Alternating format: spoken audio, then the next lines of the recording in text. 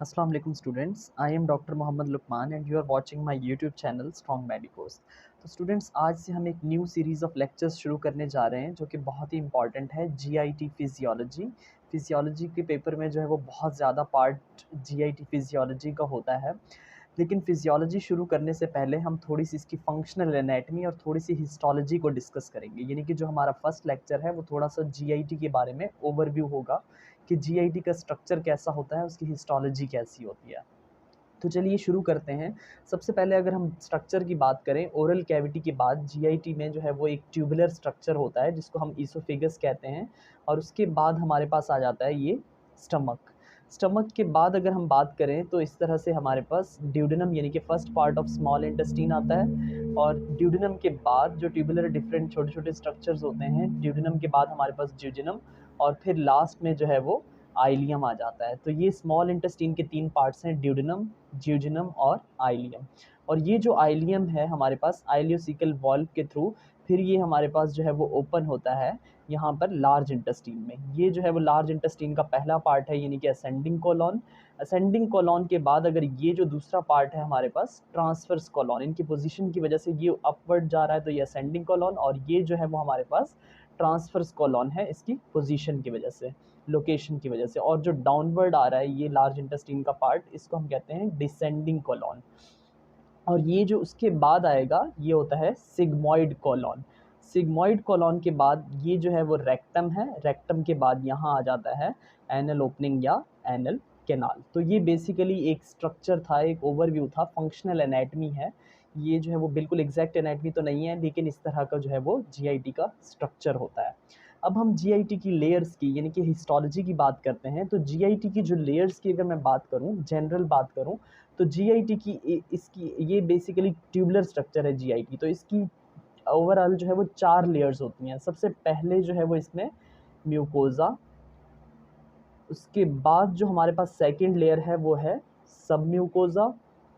सब म्यूकोजा के बाद जो इसकी तीसरी लेयर होती है वो होती है हमारे पास मस्कुलैरिस लेयर, मस्कुलैरिस एक्सटर्ना या मस्कुलैरिस प्रोप्रिया। और जो चौथी यानी कि आउटर मोस्ट कवरिंग होती है जीआईटी की, उसको हम कहते हैं सीरोजा या फिर एडवेंटिशिया। तो एक एक करके इनकी लेयर्स को हम डिस्कस कर लेते हैं। म्यूकोजा जो लेयर होती है यानी कि जो जीआईटी जो है बेसिकली इस तरह का एक ट्यूबुलर स्ट्रक्चर है। जैसे ये आपको पेन का ढक्कन दिख रहा है, इस तरह की एक ट्यूबुलर स्ट्रक्चर होता है।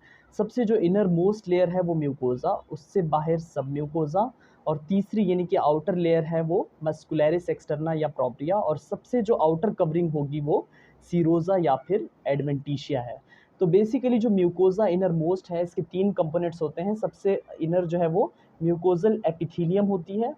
उस एपिथीलियम के बाद यहाँ होता है लेमिना प्रोप्रिया जो कि कनेक्टिव टिश्यू लेयर होती है। लेमिना प्रोप्रिया के बाद जो उसके बाहर की लेयर होती है वो होती है हमारे पास मस्कुलैरिस, जो वो होती है वो मस्कुलैरिस म्यूकोजी होती है। तो उसके बाद जो इसके 3 कंपोनेंट्स के बाद म्यूकोजा के बाद जो नेक्स्ट लेयर आती है वो होती है सब म्यूकोजा। और उसके बाद सब म्यूकोजा के बाद इसके अंदर एक हमारे पास प्लेक्सस होता है, नर्व का प्लेक्सस, यानी कि जीआईटी की जो नर्व सप्लाई जिसको हम सब म्यूकोजल प्लेक्सस कहते हैं, या फिर उसको जो है वो हम मीजनर प्लेक्सस भी कहते हैं। और उसके बाद जो तीसरी कवरिंग हमारे पास आती है वो होती है मस्कुलैरिस एक्सटर्ना। इसकी 2 लेयर्स होती हैं। एक इनर जो होती है वो सर्कुलर मसल्स होते हैं, यानी कि उनके जो मसल होते हैं उसकी अरेंजमेंट इस तरह से सर्कुलर होते हैं उसके फाइबर्स। और वो जो है दूसरी हमारे पास आती है आउटर जो मसल लेयर होती है उसके फाइबर्स यूँ लॉन्गिट्यूडनल होते हैं। यानी कि अगर जो है वो सर्कुलर स्मूथ मसल कंट्रैक्ट करेंगे तो ल्यूमन का जो डायमीटर होता है वो शॉर्ट होता है, कम होता है। और अगर जो है वो इस तरह के जो लॉन्गिट्यूडनल फाइबर्स हैं इस तरह के जीआईटी के, जब वो कंट्रैक्ट करेंगे तो उसकी जो लेंथ होती है जीआईटी ट्यूब की वो शॉर्ट होती है। और सबसे जो इसके अंदर जो है वो मस्कुलैरिस लेयर यानी कि इनर और आउटर, इनर सर्कुलर लेयर और आउटर जो है वो लॉन्गिट्यूडनल लेयर के दरमियान एक हमारे पास प्लेक्सस होता है नर्व का, जिसको हम कहते हैं माइंटेरिक प्लेक्सस। माइन यानी कि मसल और एंटेरिक यानी कि इंटेस्टीन। तो नाम से पता चल रहा है यानी कि मसल फाइबर्स के बीच में है, तो ये माइंटेरिक प्लेक्सस भी कहते हैं, और इसका दूसरा नाम ऑर्बेक प्लेक्सस होता है। और सबसे जो आउटर कवरिंग होती है वो कनेक्टिव टिश्यू की, उसको हम कहते हैं सीरोजा या एडवेंटिशिया। अगर तो कोई जीआईटी का ऑर्गन रिट्रोपेरिटोनियम है, पेरिटोनियम की बाहर है यानी कि या पीछे है, तो उसके लिए हम वर्ड यूज़ करते हैं एडवेंटिशिया का, अगर रिट्रोपेरिटोनियल ऑर्गन है जीआईटी का। और अगर जो है वो इंट्रापेरिटोनियल ऑर्गन है तो उसके लिए हम जो है वो वर्ड यूज़ करते हैं सीरोजा का। आउटर मोस्ट कवरिंग को फिर हम सीरोजा कहते हैं।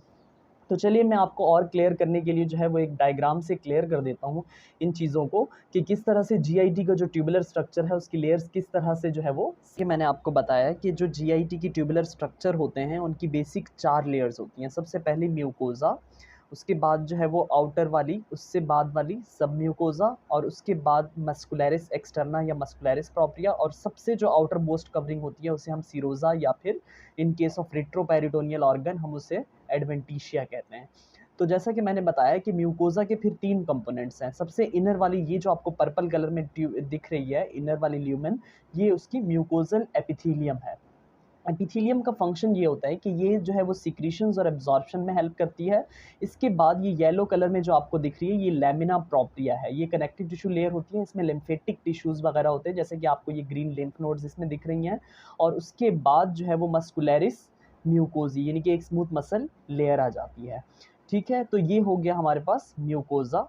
उसके बाद नेक्स्ट जो लेयर है वो है सब म्यूकोजा। ये जो आपको स्काई ब्लू कलर की दिख रही है ये है इसकी सब म्यूकोजा। और सब म्यूकोजा जो है वो इसमें क्या क्या है आपके पास, सब म्यूकोजा के अंदर जो है वो कुछ एंडोक्राइन ग्लैंड्स दिख रहे हैं। ये जो ट्री लाइक स्ट्रक्चर्स हैं ये एंडोक्राइन ग्लैंड्स हैं। और इसके साथ ही आपको यहाँ दिख रहा होगा सब म्यूकोजल प्लेक्सिस, जिसको जो है वो हम मीजनर प्लेक्सिस भी कहते हैं। यहाँ एक इंपॉर्टेंट बात है जो कि एमसीक्यूज भी पूछा जाता है कि सब म्यूकोजल प्लेक्सिस का फंक्शन क्या है।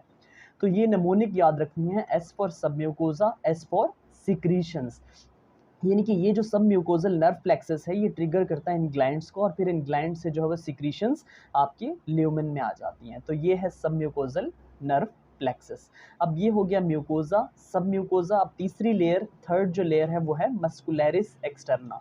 इसकी दो, मैंने कहा था कि दो जो है वो फिर फर्दर इसके कंपोनेंट्स हैं। एक होती है इनर मस्कुलर लेयर यानी कि सर्कुलर लेयर, जैसे कि आप इसके फाइबर्स को देख सकते हैं, ये जो है वो सर्कुलर फाइबर्स हैं। यानी कि अगर ये मसल कंट्रैक्ट होते हैं सर्कुलर मसल, तो ल्यूमेन का जो डायमीटर होता है वो इस तरह से कम हो जाता है। जबकि जो इसके आउटर है वो लॉन्गिट्यूडनल, इस तरह से लंबे लंबे फाइबर्स होते हैं। जब ये कंट्रैक्ट होते हैं तो ट्यूब्यूल का जो स्ट्रक्चर होता है यानी कि उसकी लेंथ जो है वो कम होती है। तो ये हो गई मस्कुलर लेयर। और इसमें जो प्लेक्सस आता है यानी कि सर्कुलर लेयर और लॉन्गिट्यूडनल मसल लेयर के दरमियान जो प्लेक्सस होता है नर्व का, उसको हम कहते हैं माइंटेरिक प्लेक्सस या ऑल्सो कॉल्ड ऑर्बेक प्लेक्सस। तो इसकी भी नमोनिक याद रखनी है, एम फॉर माइंटेरिक और एम फॉर मोटिलिटी। यानी कि ये जो प्लेक्सस है और ये है भी मसल लेयर्स के बीच में, तो ये जो है वो ट्रिगर करता है इन मसल्स को, और ये जीआईटी की मोटिलिटी के लिए ये प्लेक्सस है। और फिर लास्ट में हमारे पास आ जाता है सीरोजा जो कि कनेक्टिव टिश्यू लेयर है। अगर तो इसको हम सीरोजा बोलेंगे अगर ये इंट्रापेरिटोनियल ऑर्गन्स की वजह से, और अगर जो है आउटसाइड यानी कि रिट्रोपेरिटोनियम है तो फिर हम इसको एडवेंटिशिया बोलेंगे। I hope you like this video.